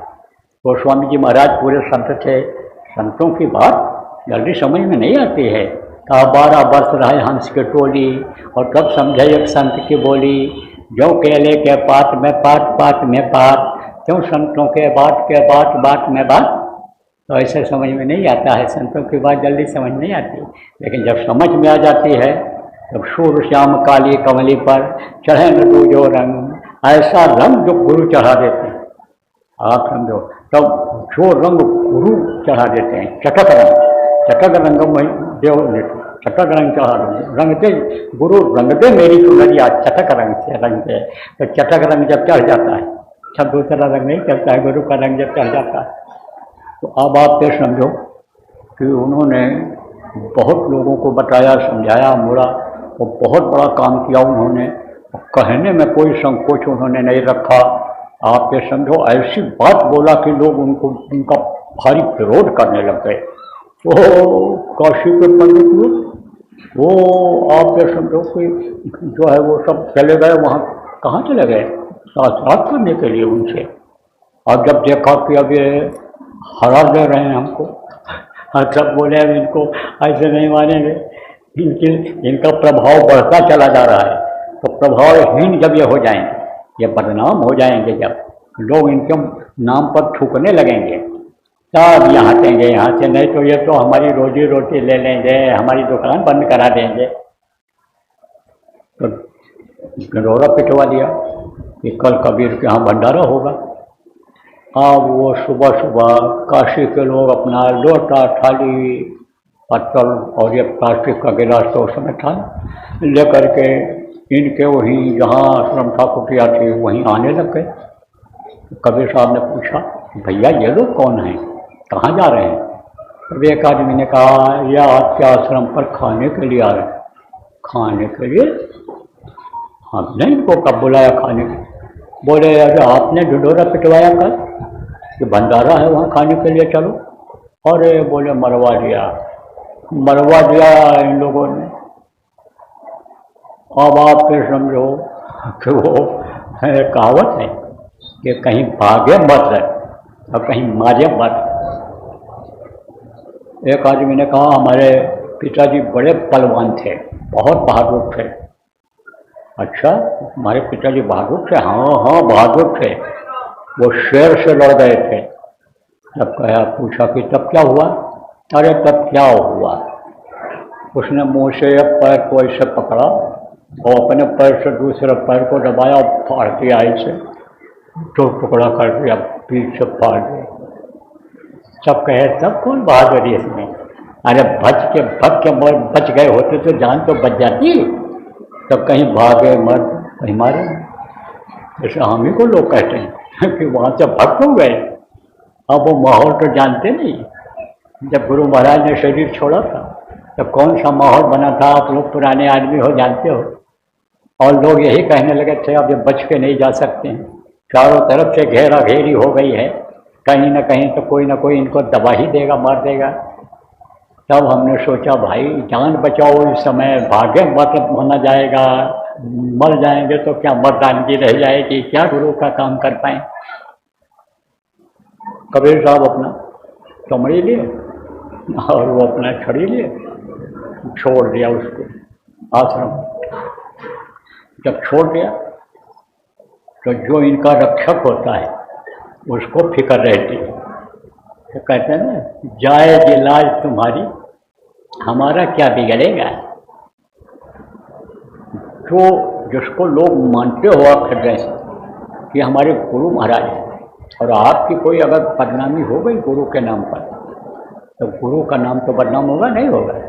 जैसा हम ही ने अगर वहाँ रुक गए होते और मान लो खून बह जाता तो गुरु का नाम लेने वाला कोई रहता? जय गुरुदेव नाम इतिहास में नहीं आता, खत्म ही हो जाता उसी समय। अब आप ये समझो कि वो जिम्मेदारी ले लिया किसने? गुरु ने, उनके प्रभु ने उनके। तो रिद्धि सिद्धि यह सब आकर के वहाँ व्यवस्था करने लगे। बड़े बड़े कड़ाह चढ़ गए, खीर बनने लग गया, हलवा घोटा जाने लगा, पूरी छनने लग गई, थोड़ी ही देर में बढ़िया स्वादिष्ट भोजन बन गया। खूब खाए, खाने के लिए गए ही थे, इतना खाए कि पेट पर हाथ फेर करके ऐसे उसको हजम करना पड़ गया। जब ज़्यादा हो जाता है तो ऐसे सरकाते हो ना, जहाँ जमा रहता है। बच्चा जब ज़्यादा दूध पी लेता है तो ये माताएं जो होशियार हैं, समझदार हैं, क्या करती हैं? लेटा करके पीठ थपथपाती हैं धीरे धीरे, दूध जहाँ कहीं जमा हो एक जगह वो पिघल जाए, पचना शुरू हो जाए, कुछ कंधे पर डाल लेते हैं। बच्चे कुछ ऐसे होते हैं जो ज़्यादा पी जाते हैं तो मुंह से उनके बाहर निकलने लगता है, तो कंधे पर डाल लेती हैं और फिर ऐसा थप थप थप थप थप थप कर। तो इतना खाए काशी के लोग कि एकदम से पेट नगाड़े का चाचा बन गया है, बन गया एकदम तरबूज हो गया पूरा। और हाथ फेरते हुए घर से वापस जब लौटे तो कबीर साहब ने कहा चलो भाई अब ये मक्खियाँ उड़ गई, अब ये मक्खियाँ तो ही सताएंगी, चला जाए, अब शाम को ध्यान पूजन का समय हो रहा है, संध्या तर्पण का समय जैसे लोग करते थे ऐसे वो साधना करते थे। तो जब उधर से आए तो जब देखा लोगों ने कबीर को तो बड़े कबीर, बड़े कबीर, बड़े कबीर, बड़े कबीर। अब आप ये समझो आपकी तारीफ अगर किसी की कर दी जाए, कितना खुश हो जाते हो, क्या दे दें इसको, जो होता है जेब में वही निकाल के दे दें, इसने तो हमारी तारीफ किया। लेकिन संतों को तारीफ अच्छा नहीं लगता है, उनको तो कोई निंदा उनकी करे, बुराई करे तो वो समझते हैं बात कोई है इसमें कोई कमी है, तारीफ उनमें खुश नहीं होती। तो जब वो लोग ये कहने लग गए तब उन्होंने कहा ना कुछ किया न कर सका, ना हमने उसमें बनाया, न कोई इंतजाम किया, न भंडारे में कुछ किया, न कुछ किया न कर सका, और न कुछ करने योग्य शरीर। अब ये बूढ़ा शरीर, बूढ़ा वंश कबीर का उपजा पोत कमाल का है, बूढ़ा बुढ़ापे में लड़का पैदा हुआ था, उनके बुढ़ा शरीर था। तो अब आप ये कहेंगे न कुछ किया न कर सका और न करने योग्य शरीर, और जो कुछ किया साहब किया और ता से भया कबीर, वो तो हमारे साहब ने किया। साहब कहा करते थे उसको, इसलिए लोग उनको भी साहब कबीर कहते हैं। जैसे गुरु महाराज कहा करते थे कि जय गुरुदेव नाम प्रभु का है, तो गुरु महाराज को ही लोग जय गुरुदेव कहने लग गए थे, ऐसे होता। तो अब आप ये समझो, लेकिन अब जो मार्ग उन्होंने लोगों को दिखाया, संत मत को आगे बढ़ाने का प्रयास किया, जिस बेल को आगे बढ़ाने का प्रयास किया, उसमें आज के जो लोग हैं वो एक तरह से बाधक बन गए। क्यों? क्योंकि वो जो पूजा उपासना थी, अंतर्मुख साधना थी, उसको न करके बाहरी मुख साधना उनका करने लग गए। उनके मजार बना लिया, उनके आप फिर समझो कि समाधि बना ली, वहाँ पर वही धूप आरती और वही सब अन्य लोग करने लग गए। जो अन्य साखी और जो भी दोहा चौपाई जिसको कहते हो, वो लिख करके लोगों को समझने के लिए लिखा करके जो गए थे, उसको अब खंजड़ी बजा बजा करके कहते हैं कबीर साहब का निर्गुण है, कबीर साहब का भजन है, कबीर साहब का ये। अब आप ये समझो निर्गुण का मतलब क्या होता है? गुणातीत जो हो जाता है। गुण कितने होते हैं? रजोगुण, तमोगुण, सतोगुण, तो वो तो खत्म नहीं कर रहे, अपने ही नहीं खत्म कर रहे। हम कहते हैं कबीर साहब का यह निर्गुण है। नित्य अवतार, निमित्त अवतार दो होता है। संत नित्य अवतार होते हैं और निमित्त अवतार जो काम करने के लिए आते हैं। निमित्त अवतार के पीछे लोग दौड़ रहे हैं, तो कहाँ से अन्य समझो कि वो दया दुआ मिलेगी। लेकिन यह भी सत्य है कि ये किसी न किसी को अधिकार देते चले आ रहे हैं। तो ये जो संत मत की बेल है ये बढ़ती चली जा रही है। अब ये जरूर है कि जैसे कोई पौधा आपने लगाया, आपने मान लो रात रानी का, आपने मान लो जैसे तरोई है, आपका अंगूर है, इसमें बेलें होती हैं, तो उसको आपने लगा दिया। अब गर्मी था तो कम बढ़ा और बारिश आ जाएगी तो वो और बढ़ेगा। ऐसे ये जरूर रहा है, कभी तेजी आई है, कभी धीमापन रहा है, लेकिन ये खत्म नहीं हुआ है। अब ये जरूर है कि इस समय पर यानी खराब समय लोगों को दिखाई पड़ने लगा है और जो समय है इससे ज़्यादा भयंकर समय अभी आ रहा है जिसमें जान बचे बर्बाद। तो जान बचाना है तो संत मत के हिसाब से लोगों को चलाना है। जो चीज़ बताया जाए नाम धुनी उसको करना और कराना है।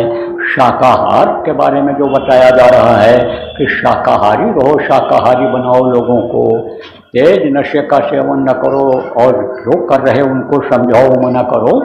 इन सब कामों को अगर करोगे प्रेमियों आप सब लोग, तो ये संत मत की बेर आगे बढ़ जाएगी। और अभी तो देश में ही बढ़ाना है, उसके बाद विदेशों में भी बढ़ाया जाएगा।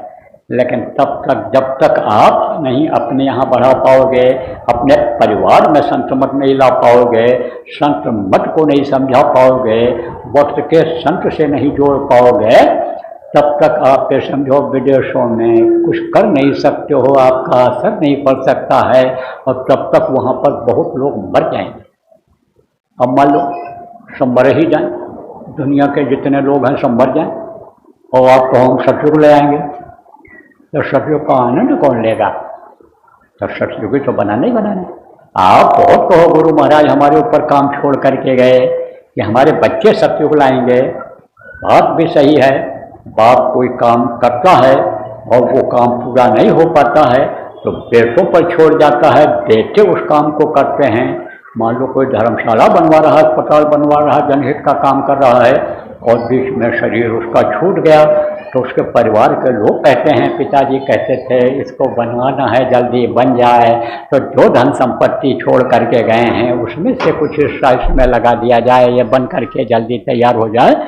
तो गुरु महाराज जो काम छोड़ कर गए वो तो आप करना चाहोगे, लेकिन तब तक तो बहुत से लोग खुदा के प्यारे हो जाएंगे, बहुत से लोगों का राम नाम सत्य हो जाएगा, हवा निकल जाएगी या प्राण निकल जाएंगे। इसलिए बचो और बचाओ, सतयुग का आनंद दिलाओ। उसके लिए आप इतने लोग हो, सब लोग अपनी अपनी जगह पर अगर लग जाओ तो कहते हैं कि एक की जगह 10 आदमी जहाँ लग गए, 10 की ताकत रंग दिखाएगी कि नहीं दिखाएगी? एक लकड़ी पड़ी हुई है, एक आदमी नहीं उसको एक जगह से दूसरी जगह ले जा सकता है, 10 आदमी लग गए तो जो ढकेल के भी नहीं ले जा सकता है उसको उठा के भी ले जा करके डाल देंगे दूसरी जगह। तो प्रेमियों जगने की ज़रूरत है, जगाने की ज़रूरत है। आज पूर्णिमा के दिन जो ज्येष्ठ पूर्णिमा आज आपकी खत्म हुई, कल से आषाढ़ लग जाएगा। आषाढ़ का मतलब क्या होता है? ये जीव माँ के पेट में से जब बाहर निकलता है तो आशा लेकर के ही आता है। क्या आशा लेकर के आता है? कि हम सावन बन जाएं। अभी आषाढ़ के बाद सावन महीना आएगा, जैसे थे ऐसे बन जाएं। ये जीवात्मा इस समय समझो आप कि ये कर्मों के चक्कर में, कर्म खराब होने के नाते यह कौवा जैसी हो गई। तो यह हंस जैसी थी, पहले हंस जैसी ये हो जाए, मानसरोवर में स्नान करके ये एकदम निर्मल उज्जवल हो जाए, कि हम वैसा बन जाएं। अगर नहीं चेतोगे, नहीं करोगे, तो ये महीना सब निकल गया। आप समझो जैसे ज्येष्ठ में तपते रहे, बसाड़ आएगा, खुश हो जाओगे, गर्मी आ गई, ठंडी आ गई। ये जो बाहर देखते हो एकदम से निर्जन निर्जन दिखाई पड़ता है, हरा भरा दिखाई पड़ने लगेगा, पेड़ पौधे हरे भरे दिखाई पड़ने लग जाएंगे, जानवर पक्षी भी खुश हो जाएंगे, पानी पीने को नहाने को उनको मिलेगा। तो प्रेमियों, बच्चों और बच्चियों, चेतने की ज़रूरत है। और अब आप लोगों को लगने की ज़रूरत है, सावन बनने के लिए, यानी सुमिरन करने की, ध्यान करने की, भजन करने की ज़रूरत है सब लोगों को। सब लोग उसमें लग जाओ, और उसमें मन न लगाए, उसके लिए ये आपकी नाम धुनी के लिए कह दिया गया। 4 घंटे की करो नई जगहों पर, जहाँ आप समझो कि नहीं है प्रेमी हैं या नए प्रेमी हैं, 4 घंटे की करो, 24 घंटे की करो, 3 दिन की, 5 दिन की, 9 दिन की करो। उसका टाइम भी दे दिया गया, मुहूर्त भी उसका निकाल दिया गया कि गुरु पूर्णिमा से पहले पहले यह आप जगह जगह पर करके ख़त्म कर दो। तो उसकी आप योजना बना लो, यहीं पर आप बैठ जाओ। अभी ज़्यादा समय नहीं हुआ है, अभी तो आपके इसमें भी देर है। अरे ऐसे थोड़ा नहीं जाएगा, थोड़े लोग हैं बेचारे, कोई सेवा करना चाहते हो, सेवा तो दौड़ दौड़ करके की जाती है, लेकिन अपने घर में चाहे आंसू बहता रहे, पसीना गिरता रहे, चूल्हा फूकते रहो, लेकिन यहाँ बना बनाया चाहोगे तो देर लगेगी। बेचारों को बना रहे हैं, तो मिल जाएगा आप। अरे जो प्रारब्ध का होगा मिल जाएगा, नहीं जो प्रारब्ध का है तो भी मिल जाएगा। घर पर चाहे आप कुछ मीठा या कुछ इस तरह की चीज़ें जो यहाँ बनेंगी, आप समझो उसको चाहे ना बना खा पाते, साधारण खाते जो खाते हो, लेकिन यहाँ पर मिल जाएगा तो मिल जाएगा। लेकिन उससे पहले आप बैठ जाओ, कि गोष्ठी कर लो, मीटिंग कर लो, बैठक कर लो, आगे की योजना बना लो फिर में, और फिर काम को आगे बढ़ाओ, गुरु महाराज का काम नाम आगे बढ़ाओ।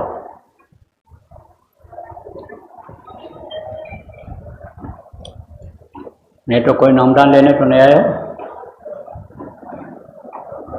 ऐसे ना हाथ उठाओ, जबरदस्ती नहीं। जो नए हो एकदम से, आप पहली बार आए हो, हैं पहली बार आए हो, वही कम लोग हैं, थोड़े लोग हैं, थोड़े लोग हैं। देखो समय तो कितने टाइम तो निकल गया समय। अब तो मैं एक प्रार्थना बोलूँगा, आप लोग दोहराइए और फिर यह कार्यक्रम संपन्न हो जाएगा। बोलो जय गुरुदेव, जय गुरुदेव, जय गुरुदेव, जय गुरुदेव नाम किसका, जय गुरुदेव नाम किसका, प्रभु का पावन नाम, प्रभु का पावन नाम। जय गुरुदेव।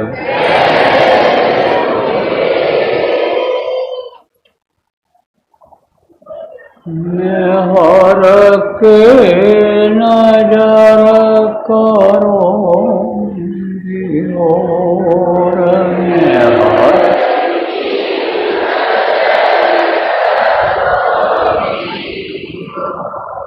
दया की नजर करो मेरी ओर,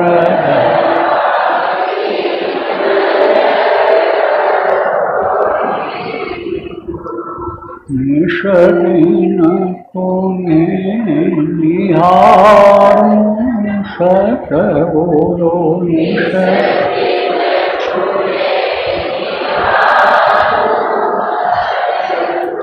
जैसे चंद्र चकोर,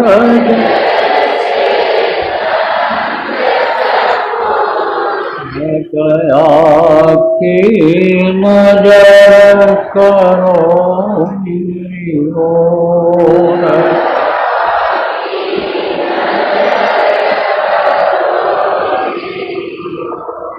मान कौन भूल हुई तन से,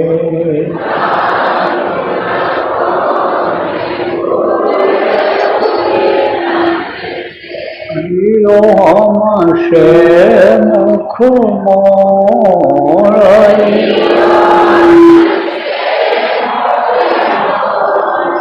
दया की नजर करो मेरी ओर,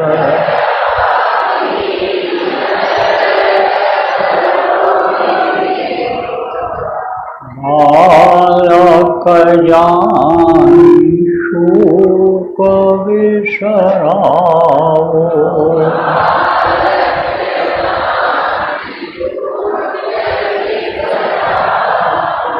आया शरण अब मैं तोर,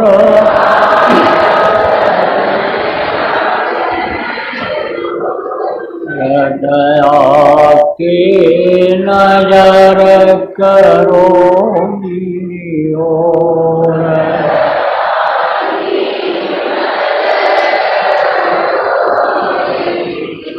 सदा दयालु स्वभाव तुम्हारा,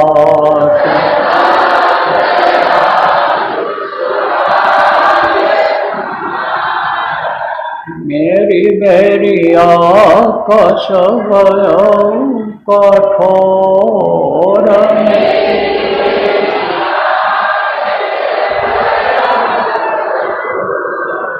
दया की नजर करो मेरी ओर,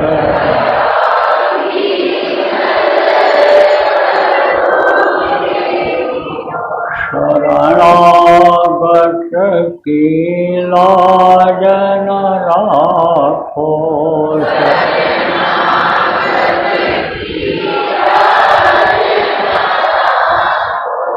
मोसो पतित अब जाएं कहीं और,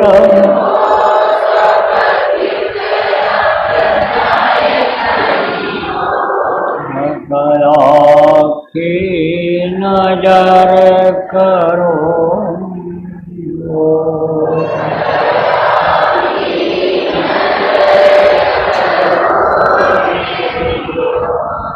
अब की बार उबार ले वजो,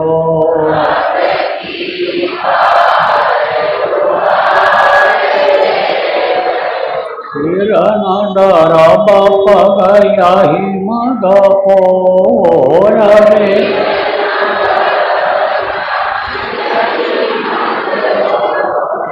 दया की नजर करो मेरी ओर,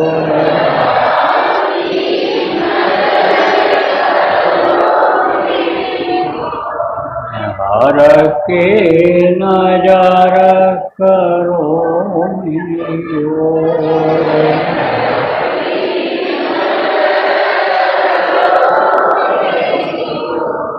जय गुरुदेव,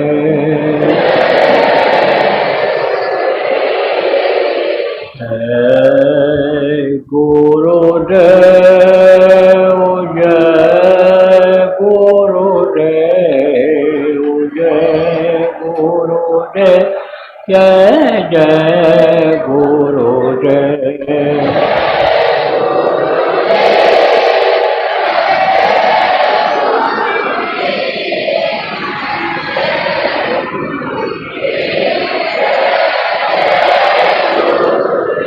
इसी तरह से जय गुरुदेव नाम के ध्वनि जिनके जिनके यहाँ घर में तकलीफ रहती है सब लोग 1 घंटा सुबह शाम बोलना शुरू कर दें, और जिसको तकलीफ रहती है उसको भी बुलवाओ, और आप लोगों को जिनको तकलीफ है सब लोग बोलो, और जो नामदानी है उनको सिमरन ध्यान भजन कराओ। और फिर देखो कुछ दिन लगातार करने के बाद गैप नागा नहीं होना चाहिए, तब आपकी तकलीफों में कमी आती हुई दिखाई पड़ जाएगी। और पहले अगर पूछे हो और आपको कुछ बताया गया होगा और उपाय बताया गया होगा, तीसरा उपाय, तो उसको बराबर करते रहेंगे। अब हमसे पूछने की जरूरत नहीं है, सबको एक साथ बता दें, क्योंकि तकलीफ वाले बहुत लोग आते हैं, तो हमको मंच से ही उपाय बता देते हैं। और बाकी आपको घर बनवाना है घर बनवा लो, घर खरीदना है नया घर खरीद लो, जमीन खरीदनी है तो देख लो झगड़े की ना हो, सरकारी ना हो, 2-3 बार न बिक चुके हो, कोई बेईमान बेच दिया हो, कागज पत्र देख करके तैयार करके और आप जमीन खरीद लो। लड़का लड़की का शादी ब्याह है, अपने हिसाब से मुंडन है, आप कर लो, नाम आप रख लो, जो भी काम जरूरी काम है सब आप लोग अपने हिसाब से करो, हमसे पूछने और हमसे कराने की जरूरत नहीं है। तो बोलो जय